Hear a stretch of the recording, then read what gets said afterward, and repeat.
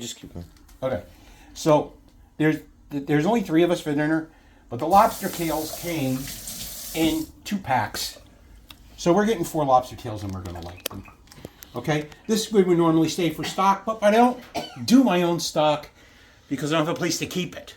So anybody that wants these for stock, let me know and we'll airmail them to you. But meanwhile, they go right here in the garbage bin. Okay, so those are the lobster tails. There's 4 lobster tails in here. Just going to pour some of the water off. And we're going to set this aside. This is going to be the very last thing that we're going to cook. So let's come over here. So we're going to make the sauce next because the sauce takes a lot longer than doing the meat. All right? So the first thing we're going to do is we're going to put some butter in here. It's supposed to be an ounce. I don't know if this is an ounce or not, but it's like a quarter stick. Okay? So we're going to put this on now. We're using real butter here, not clarified butter, for 2 reasons. 1, because I don't have any clarified butter. And 2,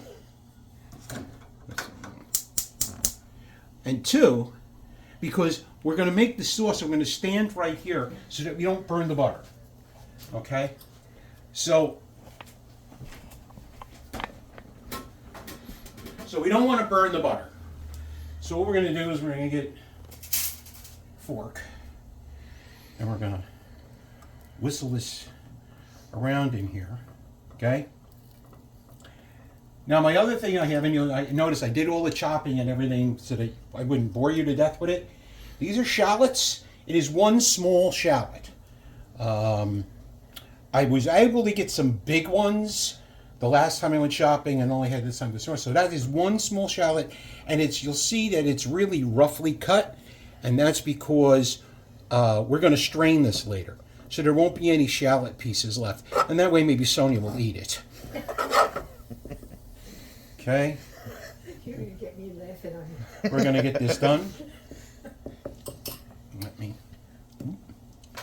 get that off of there.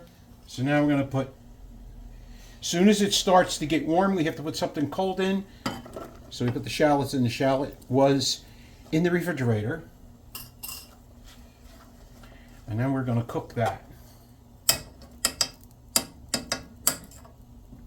Okay.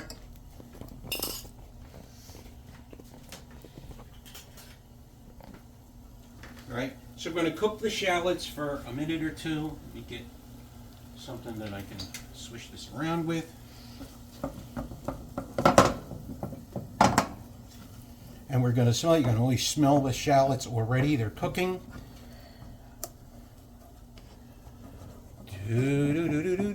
How's everybody today?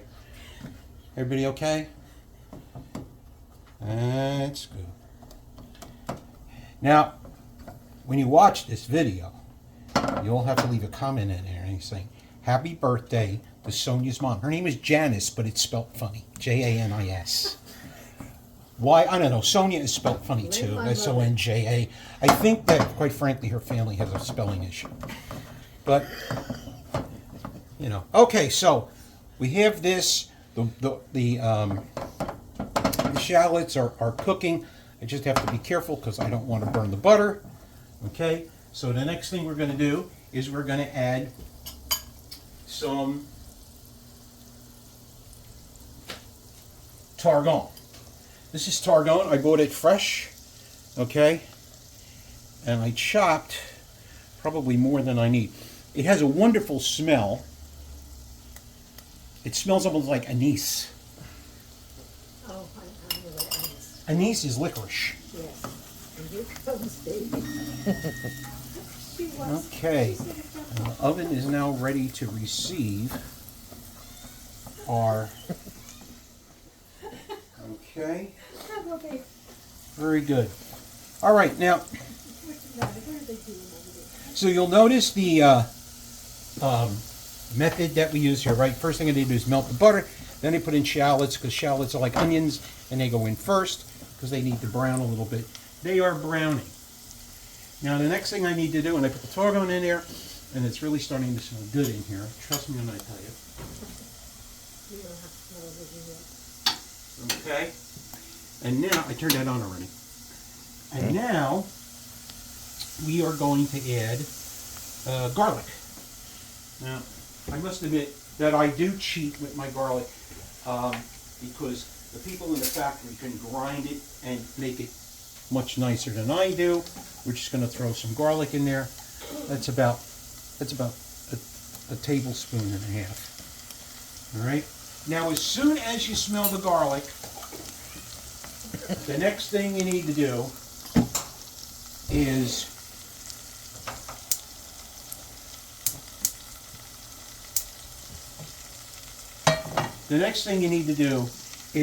we're going to add liquid, right, to keep the garlic from burning.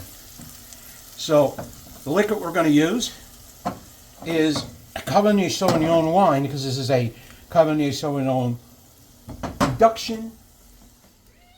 Okay, if you don't like wine, you can just add beef stock. I do have some beef stock here, just in case. And there's, okay, so this is actually Sutter's Pride wine, and it looks like one bottle is going to be enough, which means I can give some to your mother to drink. Ha!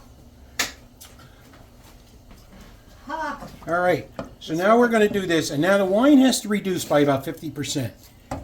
Okay? To make it blueberry, I got blueberries. Makes sense. Just trying to figure out when I'm supposed to put the blueberries in. Tomorrow. Tomorrow, she put. Okay. So, I can put the blueberries in now. So, this is a cute thing. These are fresh blueberries. Not from Jersey. No, they're from product of someplace. They're product of a blueberry field. Okay. So, we're going to put some blueberries in here. Just about half a pint. And if you're in Canada, if you want to know half a pint is, I have no idea. And then, we're going to take this. This is a potato masher. And we're going to mash up these here blueberries. Mash, mash, mash, mash, mash, mash, mash. Okay. Mash, mash, mash, mash, mash, mash, mash, mash, mash. Come on, mash. Now we want to release the juice from the blueberries, but like I said, I'm really not worried about the blueberries getting into the sauce because we're going to strain this, and I'm going to show you how to do that. Okay, this is looking pretty good. I can smell the wine. Now, when you reduce wine, a red wine, unless it's a fortified wine like port, which you don't have to reduce, you want the liquid to reduce by about half. So I probably have maybe a cup and a half of liquid in here. And so we're going to get down to about 3/4 of a cup for the sauce base. Okay. And now we're going to start with the filet mignon. Okay, so I took this filet mignon from the store, from Whole Foods. And believe me when I tell you, I hope this is good because filet mignon has become incredibly expensive, but Janice is worth it. I don't care what her daughter says. Oh my god. Okay? This, I had a choice of using clarified butter or a high flash point oil. I don't have any clarified butter. I was going to buy ghee, which is a kind of like a clarified butter in solid form. The ghee was almost $20. This was $7. This is avocado oil, high flash point. We're going to need that because we're going to put these in the oven. Last night, when I brought these home from the store, I salted them. And you can see that this beautiful red color, which means that a lot of the liquid has been torn out. Stir again. Okay. All right. So now I'm going to do, I've salted and I've peppered. The salt was put in last night. So it's all soaked into the thing, so I don't have to add any more. And I have peppered the filet mignon. The oil is hot. So we're going to put the oil in here. Okay.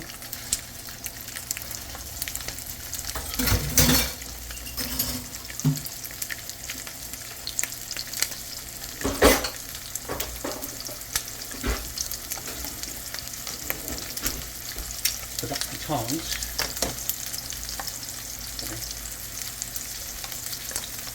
And you just wait.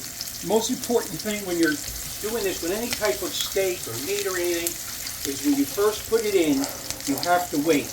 And what we're looking for is to release the protein in the meat. It's called a Maillard reaction.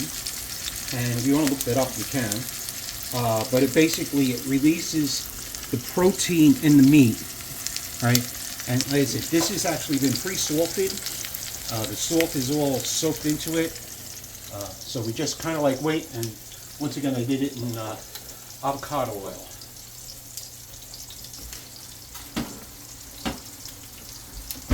And we wait. Meanwhile, we're going to check on the sauce. Right? The sauce is still reducing. I did turn the heat down on it.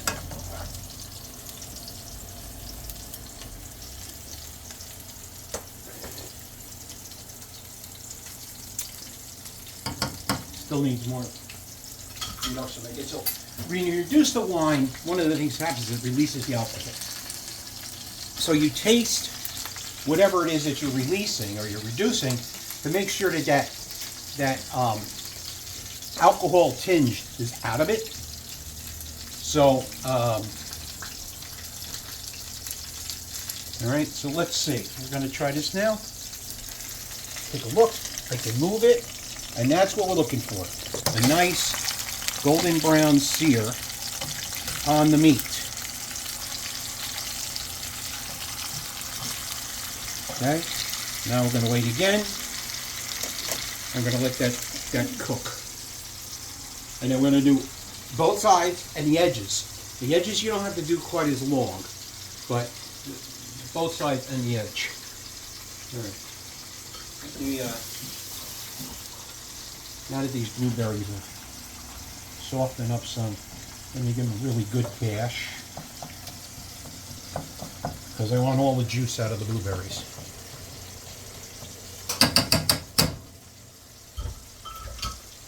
Okay, and you can smell, I mean, the people in the room here, I know you can't smell it, but I can actually smell the alcohol coming off, that alcohol smell coming off the wine. As all of you know, alcohol in and of itself doesn't have an odor, but the things that combine with the alcohol do. So we're going to wait.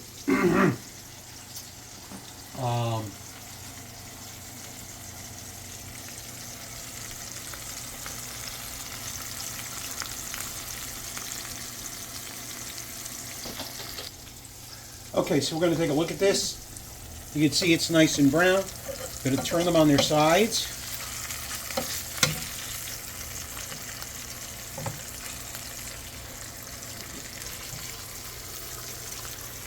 And we're going to wait. We have two sides to do because I think it's going to be a little bit tough to get the edges. So we're just going to wait a minute or two. And the oven is set at 450 degrees F. For those of you in Canada, if you want to do the conversion, please be my guest.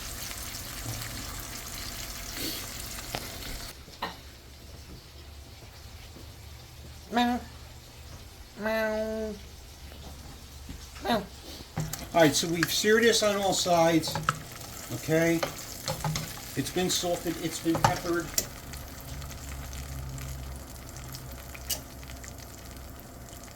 Okay, so we're going to put them in the oven. Once again, the oven is 450 degrees. So I need to open the door. I need to put it in. I need to close the door. Now, we're going to cook these. I'm going to check these in 5 minutes. Excuse me. This is a kind of a variation on a Chef Jean-Pierre recipe. He cooked them for 5 minutes. When he cut it in, the inside of that filet was still, to me, was a little bit too rare. So we're going to cook it. I'm going to check it in 5 minutes with a thermometer. And if it's not where I want it to be, then I'm going to put it in a little bit longer. Meanwhile, our sauce is continuing to reduce. Okay. I think that's just about, I put the salt and pepper in it now. I forgot, that was done off camera.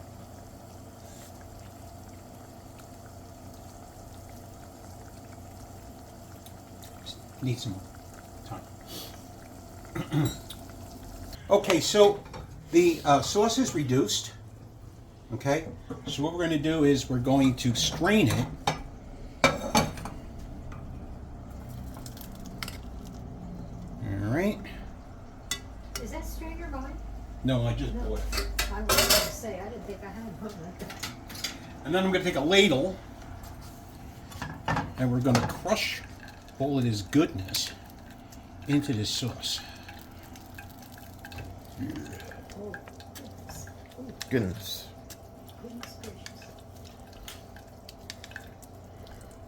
And this is why we didn't have to worry about chopping the shallots very fine. This is why I wasn't worried about, I wanted to mash the blueberries to get the juice out of them. But you can see that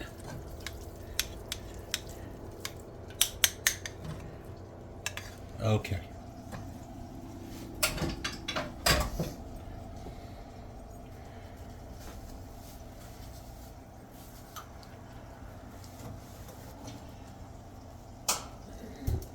All right. So now what we're going to do is we're going to add our favorite thing. And our favorite thing is butter. Butter. Butter. Okay? And what the butter is going to do is it's going to give it a sheen. It's like the heat is off. As a matter of fact, that was a cold pan that I put in, but you'll notice there's no flame on. And it's once again because we don't want to burn the butter. So that's butter. Now what we're going to do is we're going to melt the butter. And you have to, even though the heat's not on, you have to keep the butter going because first off the bottom of the pan and the sauce in itself is hot and it's heating up the bottom of the pan. You're just going to melt the butter. But we do not want to destroy, we don't want the butter to separate because then it would be icky. We don't want icky. We want this beautiful, smooth, okay, smooth sauce. Now I do have some beef stock, that saltless beef stock, and this is saltless butter, by the way. They call it sweet butter, but it's saltless butter. Okay, because we don't want to add any more salt into the mixture than we're adding ourselves. Don't want any surprises. Like, oh my God, that's salty. Well, if it's too salty, it's my damn fault because I put the salt in. Okay.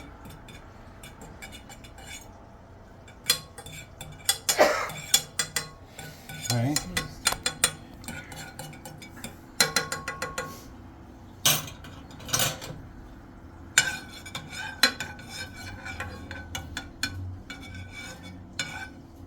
Let's see.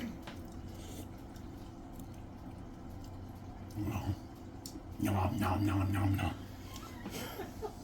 That's good. Okay. So now we have to wait for the meat to come out. So let me get my meat thermometer. Now, my friends, this pan is 450 degrees F. Make sure you grab it with a towel or another appropriate item. Otherwise, you'll be going to the hospital instead of cooking your meal. Okay, so let's give this a and see where we are. We want it to be around 125 degrees. This is the biggest piece.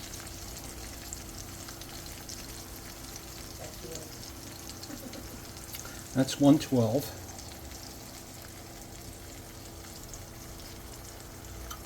This one's ready.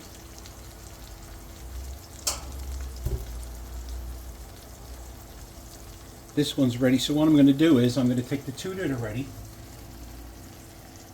I'm going to put them on a plate. Let them start to rest.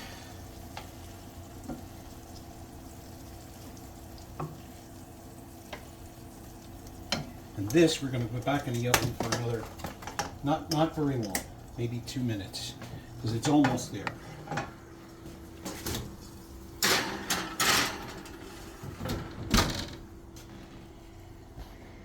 Okay, so our beef, those are the two, and then the third one will be out in a minute.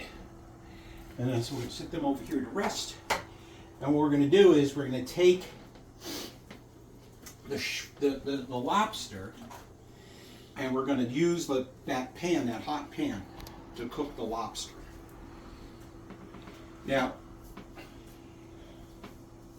if I was flambe certified, okay, I would get some cognac, and I would flambe Your phone just fell. that's right. I would flambe that lobster tail. No. So I'm just going to cook them in the juice and stuff that came out of the steak, and we'll watch them really careful. I'll put them on a plate, and I'll show you that when we're ready to go, as soon as that other piece of meat comes out of the oven. Okay, so I wanted this around 120. It got about 10 degrees, so that's fine. So now this also has to rest with the other two. Here's one. All right, so this has to rest. They recommend is letting this rest for like 5 to 10 minutes. Okay. So here's the sauce. I've let it cool down. It tastes. I think it tastes magnificent. There's no wine tasting in it or anything like that.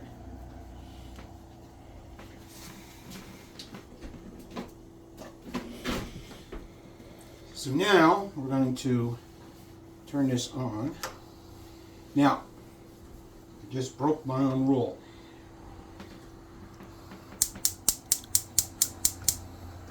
Come on. Yeah, that burner still Here it takes a goes. while to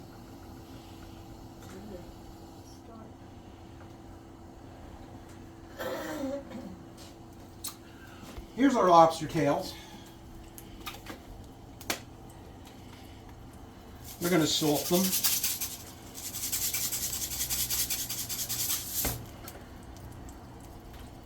We're going to pepper them. And we're going to put them in.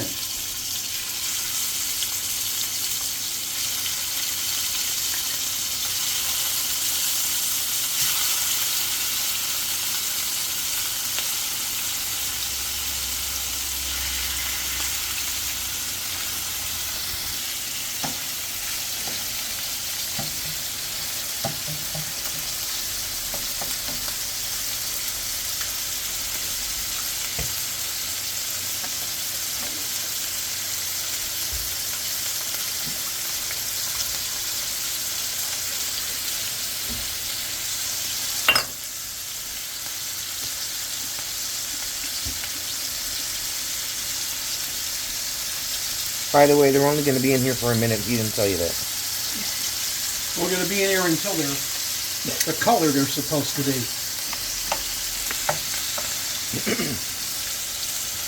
Like that.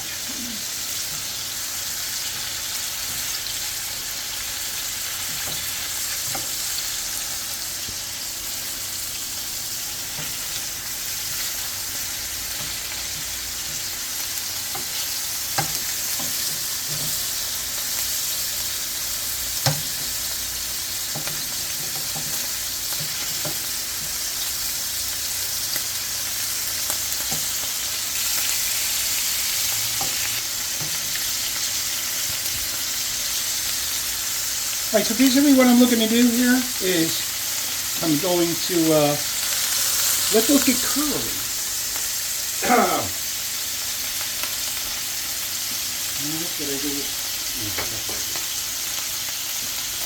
All right, and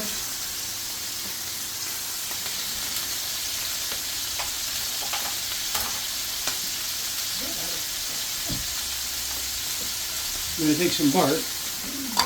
We're going to put it in there.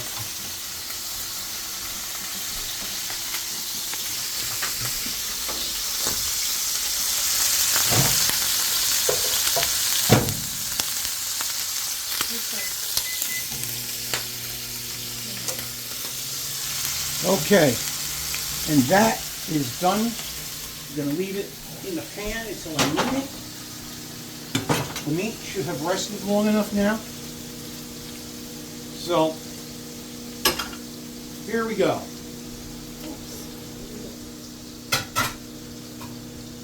I'm going to try and plate this professionally. I don't want to do that. That's Can you give me the two glasses? The glasses. I don't know where you are. Where's the other glass? Where's your glass on?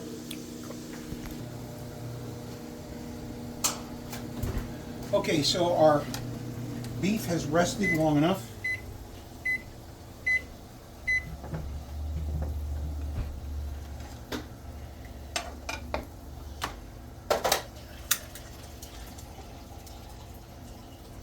I'm going to take this one here, in the middle of the plate. We're going to take this, and it's going to go right on top. There you go.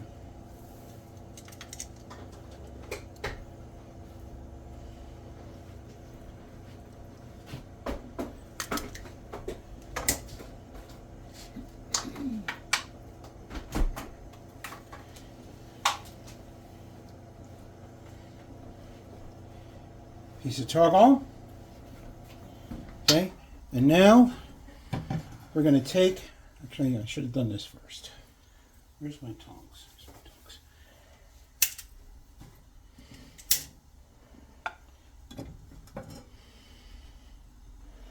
Look at this sauce, guys. Look at how nice and beautiful. I think that, oops, got a little bit carried away with the sauce. That's okay.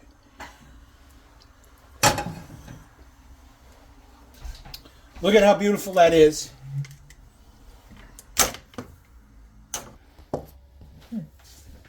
You sure it's not that measuring cup? It doesn't look like it's melted. I have to. The lobster is going to be in the other sauce too, because it's all over the plate.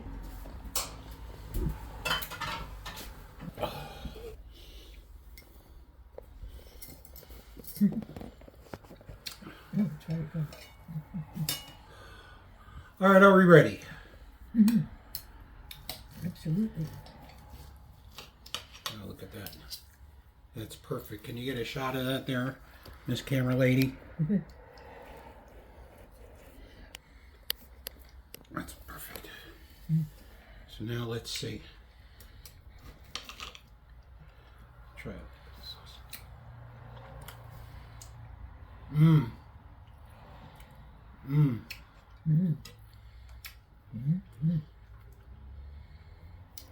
The wine got reduced, Yeah. and so it just has the flavor of the grapes in it, and I've tried the lobster, And the blueberries. and the blueberries are just really complimentary.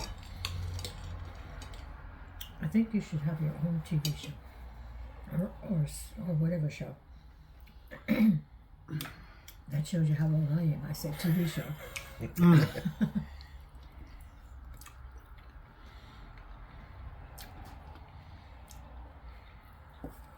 I managed to get the seasoning right on the lobster.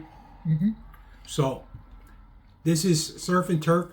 One thing I did want to point out, we talked about butterflying shrimp. That's what Martina called it, surf and turf. And you'll notice that we got the same effect here. You'll notice how that lobster tail coiled up like that. And that was an effect that we're looking to do, so that when I did the presentation for the ladies, I put a piece of spice on the top and it was a place for it to get stuck. So thank you for joining us. Remember to like, share, tell your friends. Leave a comment. Leave a comment. Yeah, leave a comment. And this is Jim saying, till next time, bye.